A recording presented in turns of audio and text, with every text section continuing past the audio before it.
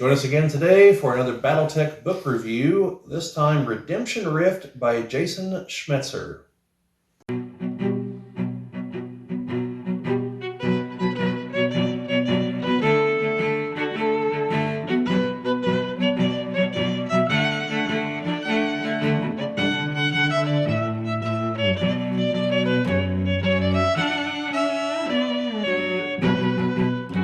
Welcome back to those of you who've been here before. Welcome to those of you who are new to the channel. This is another in a series of BattleTech book reviews we've been doing recently. These are all more recent-ish BattleTech books because I honestly haven't read some of the older ones. If I ever do get around to reading them, I will review them too. Now, we're jumping around a little bit. Most of the others have been leading towards the Hour of the Wolf book. Because I still have like 2 or 3 I need to read before I read that one. And that is the point where the Dark Age section of the timeline is officially over and the IlClan Era begins, which is the now current era for BattleTech. I did skip ahead to read one, but we're coming back here a little bit. But I wanted to come to this one, which you'll notice has the 35th anniversary symbol and not one of the timeline symbols, meaning it's a couple years old because this is before they started putting the timeline, the era symbols on there. And I came back to this one. I want to do the review on this one. One, I just read it, so it's still kind of fresh in my mind, like some of the others. But also, this one, someone asked on one of the more recent reviews, what would be a good place to start reading BattleTech books?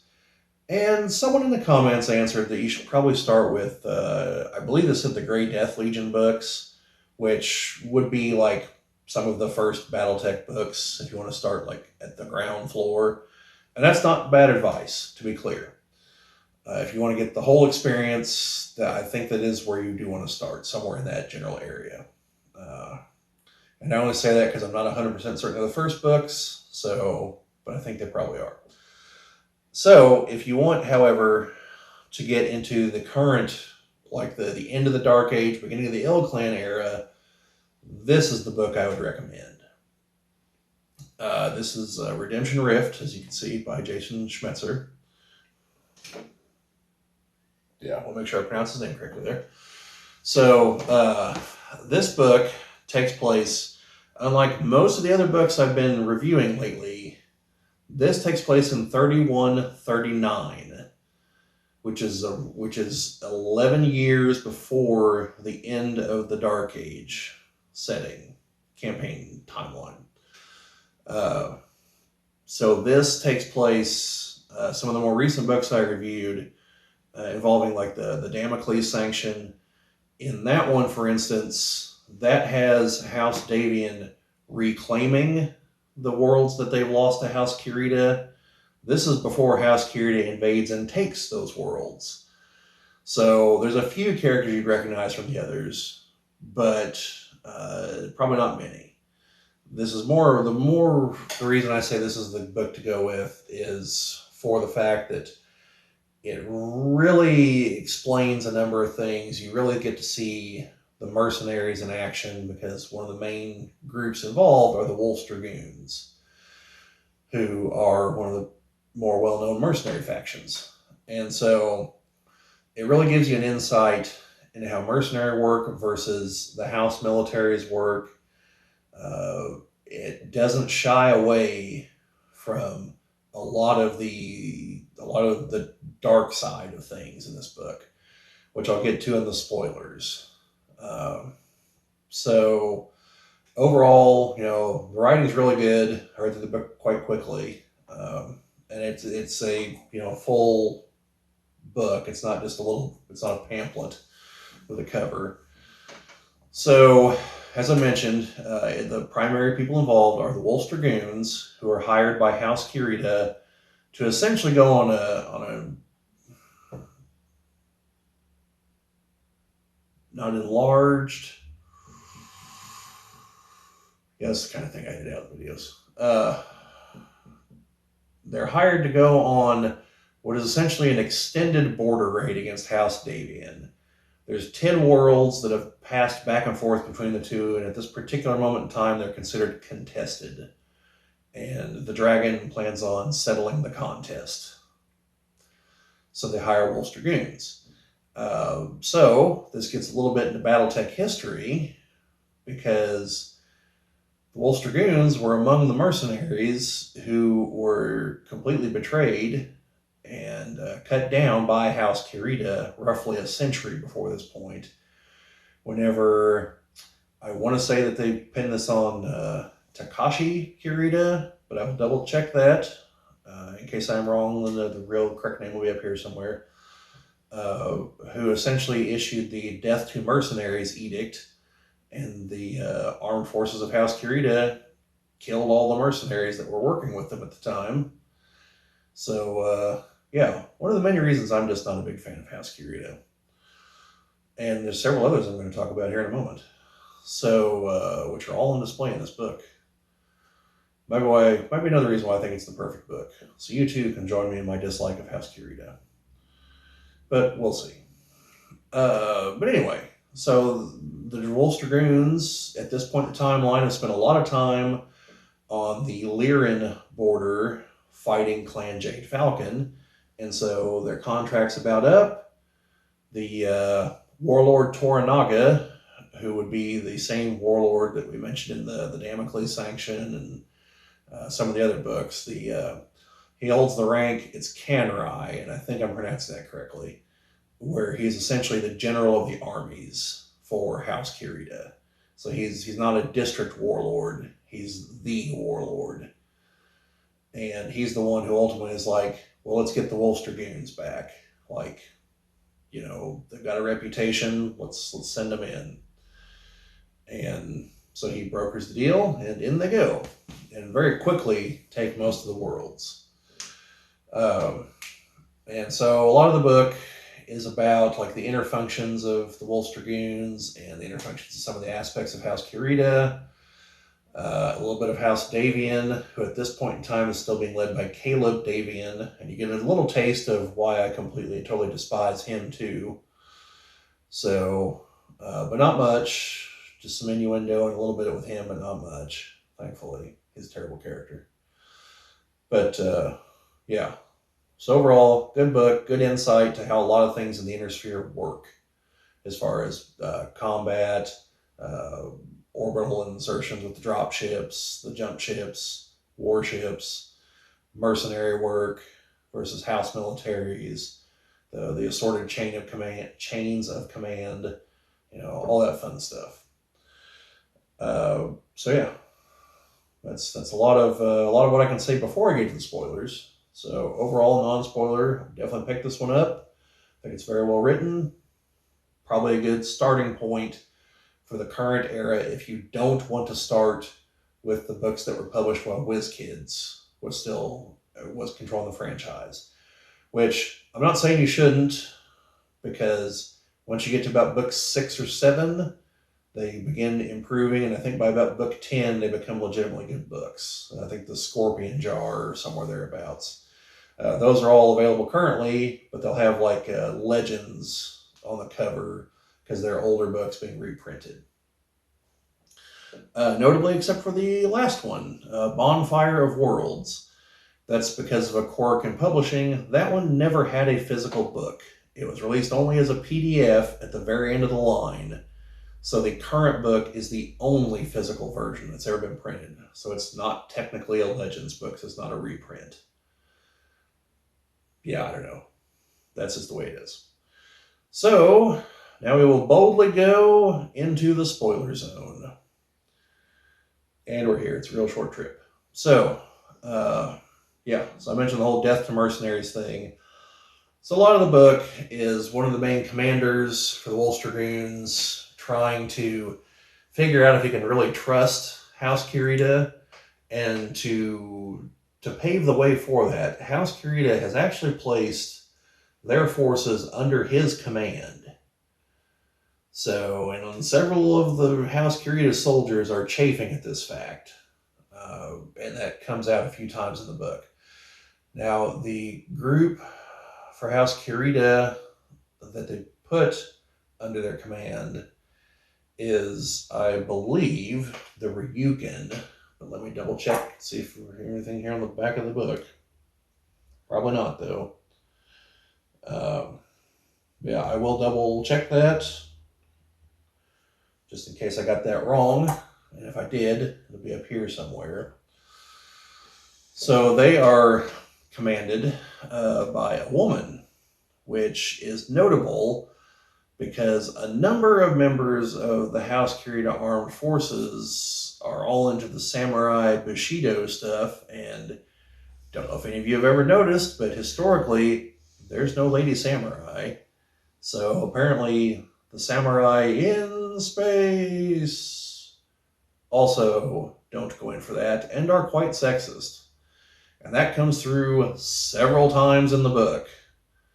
So the fact the book didn't shy away from that fact gets bonus points from me, because it's an established thing in the in-universe.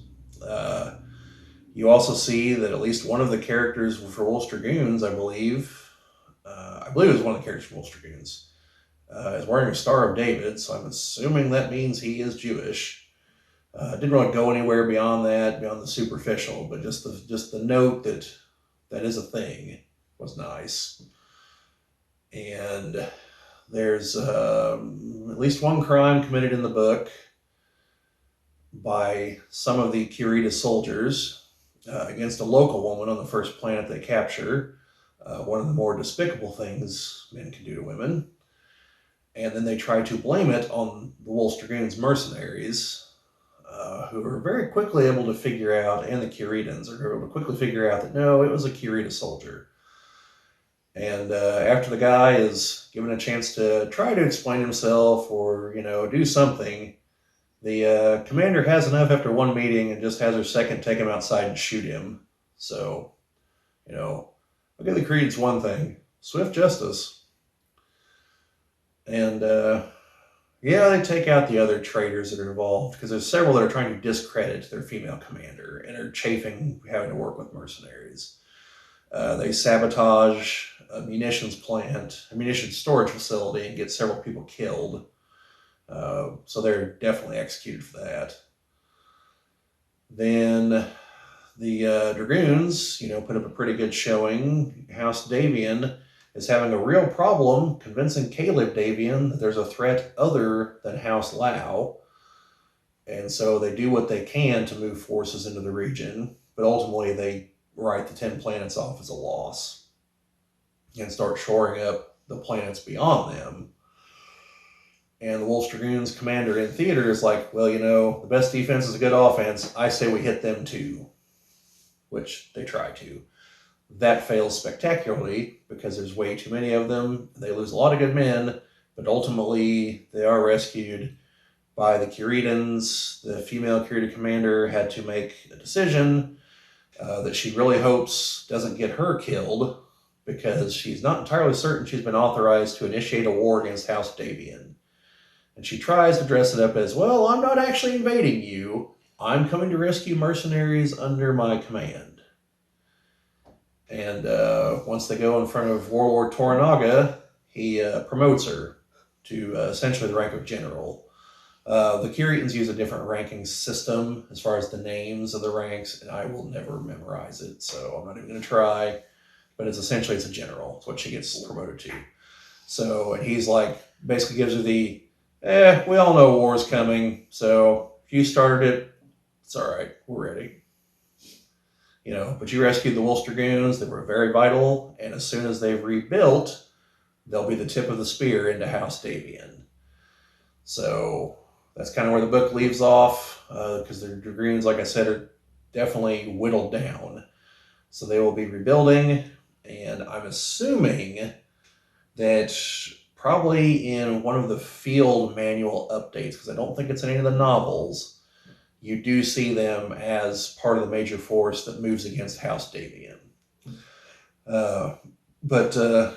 So trying to think if there's anything else spoiler worthy that's really worth talking about.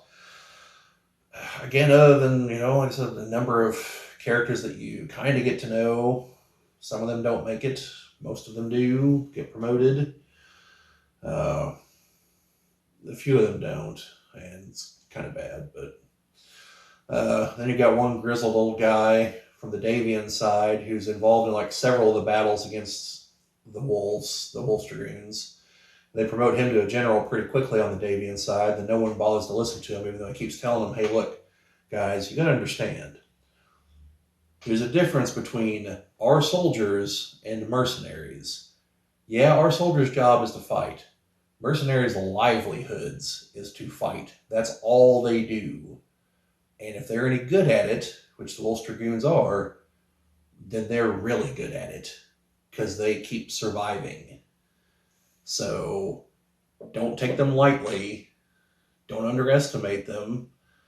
And, just all kinds of, pretty sound advice. And, the Davians, oh, yeah, we're a professional army. We know what to do against these guys. We're not like Clan Jade Falcon. Blah, blah, blah, blah. It's like, well, Clan Jade Falcon would also tear you to shreds. So, saying you're not like them is not wrong because you're not. You'd lose to them. But, yeah. So they underestimate them at almost every turn, and they only really win the last battle through sheer overwhelming force, which, while quantity does have a quality all of its own, a 5-year-old can figure out that strategy. That's not strategy. So, anyway, and they only really win until the House Kirita shows up to rescue them, at which point they lose handily. So, anyway, pause. Hey, Serena.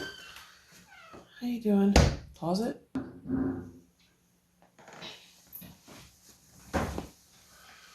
No idea. I'll let that go too. It's rolling. Yeah, I don't remember exactly where it was. I'll edit that out too. So, anyway, folks, probably a little bit of editing jump there. Sorry I got interrupted. But, yeah, so like I said, overall, I think it's a really good book.